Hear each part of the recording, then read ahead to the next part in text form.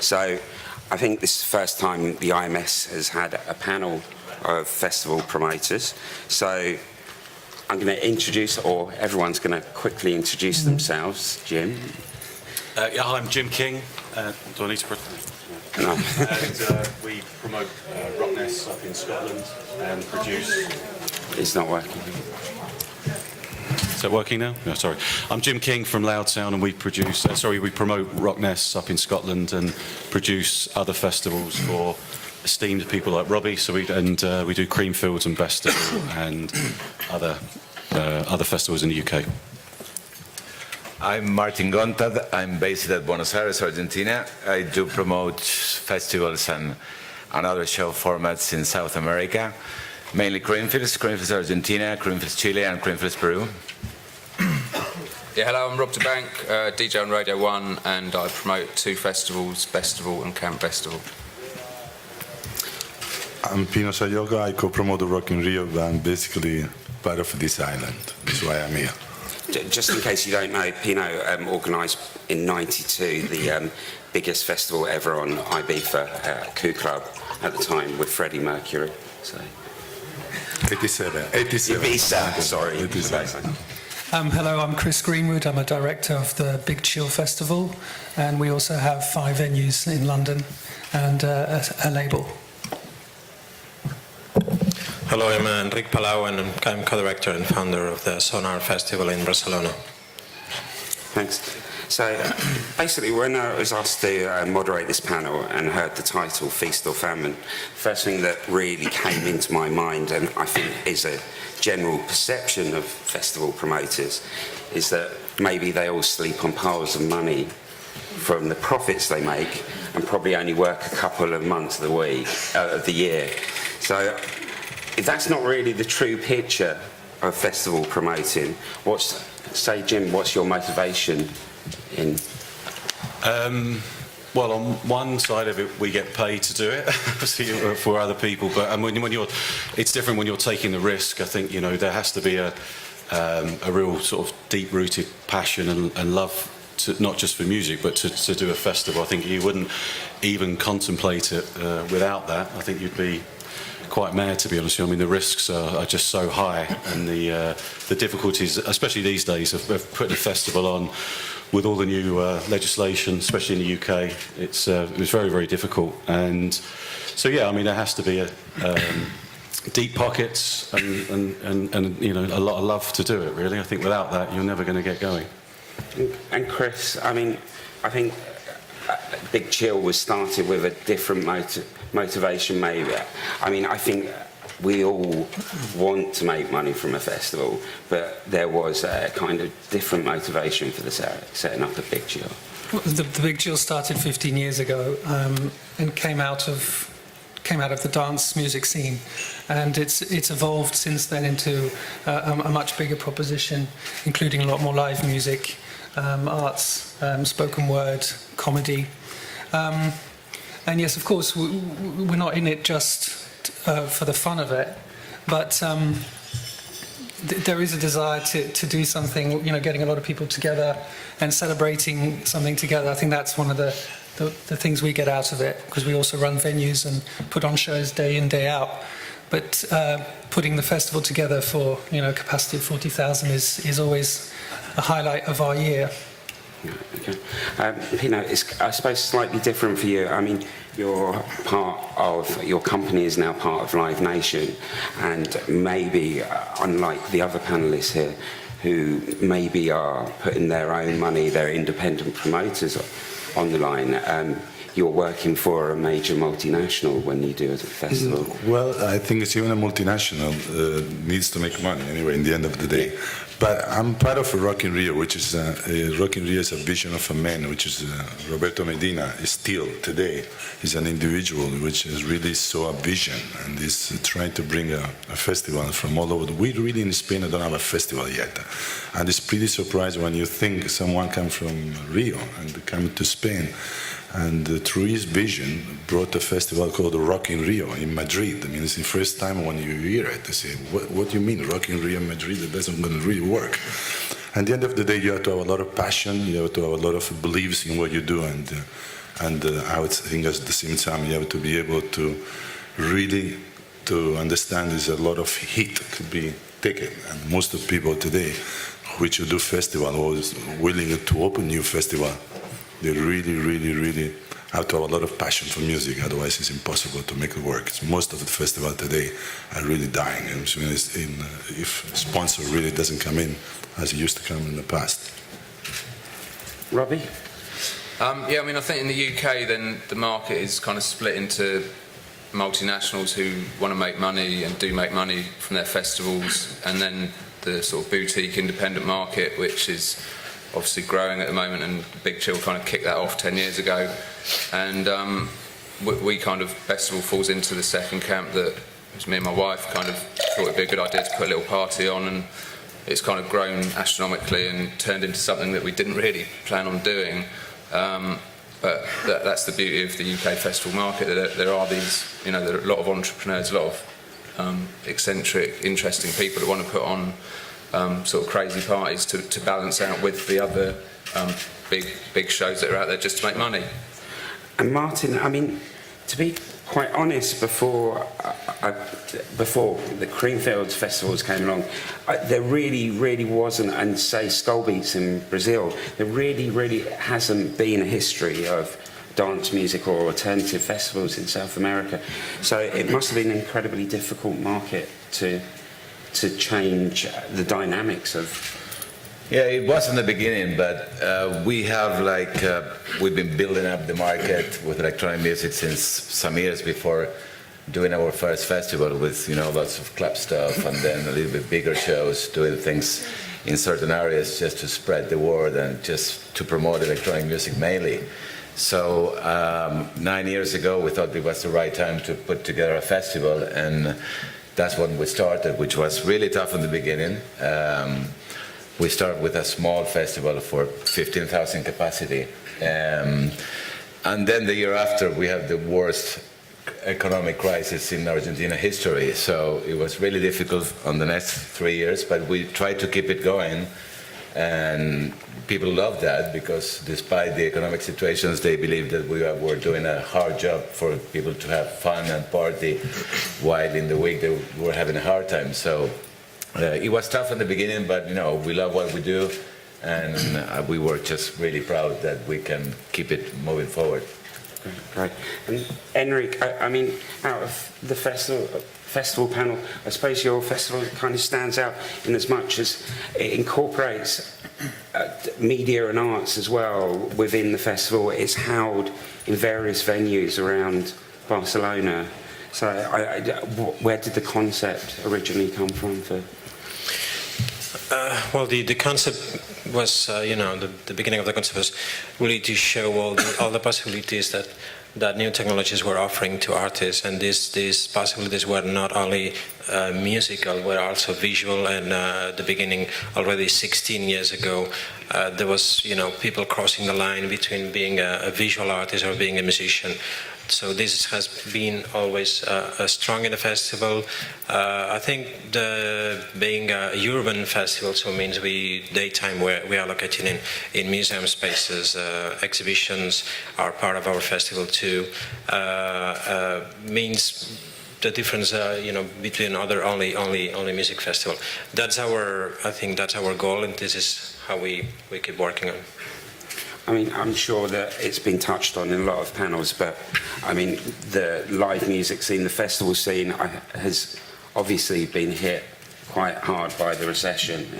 I could see it coming at the beginning of 2008, and there was a huge amount of start-up festivals last year, and a lot of people lost huge amounts of money. Festivals were pulled at the last minute. A lot of the start-up festivals aren't here in 2009. What does the recession mean to you, or what does it mean to you, Martin? What has the global recession done in the South American market? Well, being South Americans, we are quite used to that, to hostile economics environment. So, it was nothing quite new for us. But of course, it gets more difficult. and mostly, on the sponsorship side, which, for a big show, they're crucial.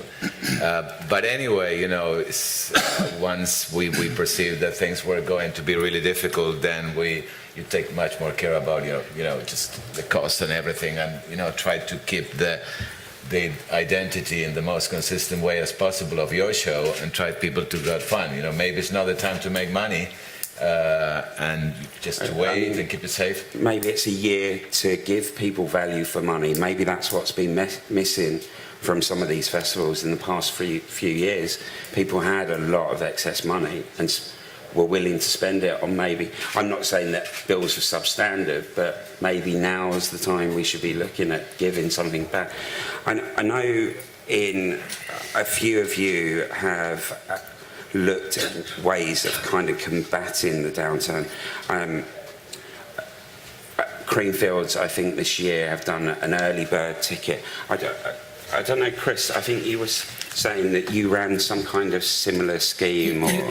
Yeah, we tried to make it easier for people to purchase tickets and spread the payments. A lot of people are buying on credit cards and don't want to have the interest mounting over 3 or 4 months. So we did a £50 ticket, which I mean, Jim, you were probably the first to do that, weren't you, with Rock Ness? So we did a £50 deposit with the balance due at the end of March in our case, and we had a big take up on that, which was great. So 2 days before the deadline, we had a massive spike in sales. And I think people generally are looking for value, like you said, looking at ways of getting tickets without a booking fee. We sell them at our venues in London, and more people are actually coming in order to just save, say, like 10%. That means a lot to them. So. And is this something that's been adopted maybe in the Spanish market? Because I think the Spanish market, particularly like the UK, last year was an incredibly difficult year for live outdoor events, and a few people lost a serious amount of money, and it's very noticeable this year that there are far fewer festivals in Spain. I mean, the big ones are still there, obviously, but what have you done within the Spanish market to kind of combat? Spain was it's new anyway. I mean, the tradition of doing festivals in the UK it's much longer. I think we are still learning things. I have to say that we have a lot of our audience coming even from the UK and other countries. In our festival, is 50% of the audience comes from abroad, and from that half, let's say, in the total of the festival, 25-30% of the audience come from the UK. And so we are learning about the experience of people attending to a festival. It's still something not really new, but we are still kind of young. Last year there was probably an overexposure somehow. There's no that audience probably. I believe that you can put shows, you can put music together, bands together, and do a festival. Or I think it's better try to work on a concept, or try to be more specific on what you do, and try to attract an audience. I'm quite happy that we finally have a festival that some people is really interested on the headliners, but it's more about following what we offer, especially on new trends and new conditions. We are not really aggressive on offers or things, like we are kind of innocent with on only one price. We did a little discount on the beginning, really, but the thing is, in our case, we sell the tickets really on the last 2 weeks before the festival, which is a nightmare because you never know how it's going to be. But even on the sold out years, it's been always like that. I would like to say one of the biggest problem I think is today, when you spoke about value, is if you think, for example, the festival is suffering. I mean, the sponsor money is down, everything is down. But something I still never get, why the artist always goes up? Because everything goes down, and the only thing which is matter, which in a show is an artist, is the one who makes it really work, which, as you speak about the value, he goes up. This is hard this year. The sponsor is paying less money. Means really the crowd is not up there. Means come on. Means we've been here fighting for you all those years. Come on, be with us. Tell the artist to be with us. Oh, I'm sorry, mate. We have another offer from someone else. Pay more money. If you don't pay, I'm sorry. I have to look the interest of my artist. So what the fucking going on? It's always the artist. It's not the artist. It's about festival, man. So be there. The passion is not only a promoter or the one who bring the festival together. The passion should be shown from the artist point. And agents sometimes has to be there to work on from the promoter side. I think, I mean, I'm not going to get too far off the subject, but I do actually think being a good agent... Chris is an agent. Yeah. Yeah, I've got the dark cloak and everything. Being an agent is sometimes about being... I think a good agent is someone that is aware of these problems, and in times like this understands that sometimes, and I'm not saying this to any promoters out there to get discounts, that we all have to act responsible in a time like this. We all, for the long-term future of festivals, need to maybe sometimes accept that there's not as much money at this time, and bands still need to play festivals. We all still need to get paid. So I think on the level of agents pushing for higher and higher fees, I think that the good agents actually probably don't. I mean, you might think differently. Do you know any? You're sat next to one. Just ask any of the panel.